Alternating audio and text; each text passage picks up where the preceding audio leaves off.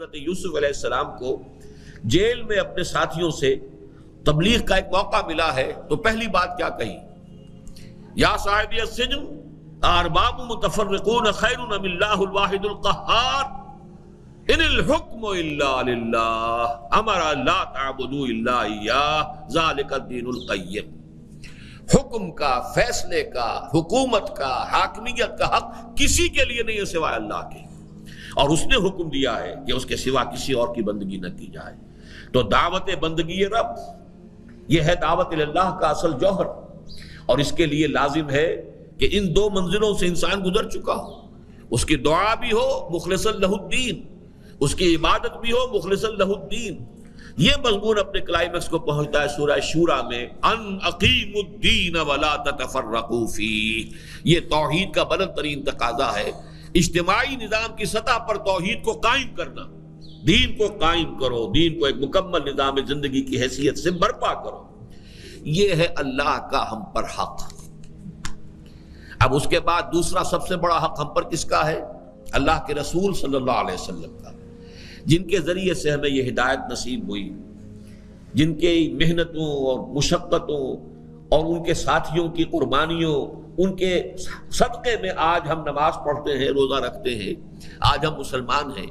ان کا جو حق ہم پر ہے وہ یہ کہ جو آپ نے آخری خطبے میں بیان فرما دیا تھا کہ میں صرف تمہارے لیے نبی یا رسول بن کر نہیں آیا تھا، میں تو پوری دنیا کے لیے نبی بنا کے بھیجا گیا ہوں، پوری نوع انسانی کے لیے۔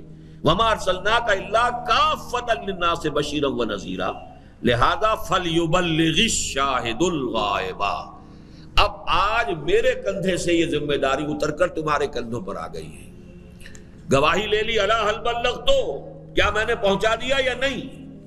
اور پورے مجمع نے بیک زبان کہا انا نشہد انک قد بلغت وادیت ونصحت۔ ایک روایت میں اس سے بھی زیادہ تفصیل آئی ہے، انا نشہد انک قد بلغت الرسالۃ وادیت الامانۃ ونصحت الامۃ وکشفت الغمۃ۔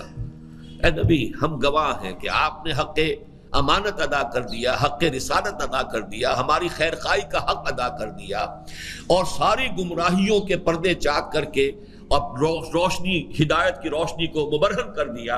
پھر آپ نے فرمایا فَلْيُبَلِّغْ، بلکہ اس سے پہلے اللہ سے بھی عرض کیا اللہم اشہد، اے اللہ تو بھی گواہ رہے، یہ مان رہے ہیں کہ میں نے ان کو تبلیغ کا حق ادا کر دیا ہے۔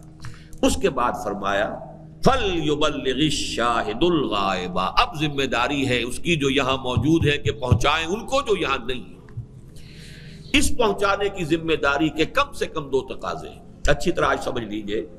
پہلا تقاضا یہ ہے قرآن مجید کی دعوت ہر فرد نوع بشر تک پہنچا دینا، یہ اس امت کی ذمہ داری ہے، کلیکٹیو ذمہ داری ہے۔ اس لیے کہ قرآن کا پہنچا دینا رسالت محمدی کے پیغام کا پہنچا دینا ہے صلی اللہ علیہ وسلم۔ سورہ انعام میں فرمایا گیا اوحی الی ھذا القرآن لانذرکم بہ ومن بلغ، اے نبی ان سے کہہ دیجئے یہ قرآن میری جانب وحی کیا گیا ہے تاکہ میں تمہیں بھی خبردار کر دوں اس کے ذریعے سے، اور جس تک بھی یہ پہنچ جائے۔ اور پہنچانے والے کون ہوں گے؟ فَلْيُبَلِّغِ الشَّاهِدُ الْغَائِبَ بَلِّغُوا عَنِّي وَلَوْ آیَةً۔ اور نمبر دو تقاضا یہ ہے کم سے کم کسی ایک ملک میں، دنیا میں، سائزیبل ملک میں، اللہ کے دین کا وہ نظام عملاً قائم کر کے دنیا کو دکھا دیا جائے کہ یہ ہے دین حق جو محمد لے کر آئے تھے صلی اللہ علیہ وسلم۔ اگر ہم یہ نہیں کر سکتے اور پوری دنیا کو دعوت نہیں دے سکتے کہ آؤ دیکھو، اپنی آنکھوں سے دیکھو، یہ ہے اللہ کا دین، یہ ہے اس کی سیاست، یہ ہے اس کی معاشی زندگی، یہ ہے وہاں اخوت، یہ ہے برابری، یہ ہے یہاں پر قانون کی نگاہ میں عدالت میں برابری، اور یہ ہے انسان کی مساوات، یہ ہے کفالت عامہ کا نظام۔ اگر یہ ہم نہیں دکھا سکتے تو حق ادا نہیں ہو سکتا محمد الرسول اللہ صلی اللہ علیہ وسلم کی رسالت کا۔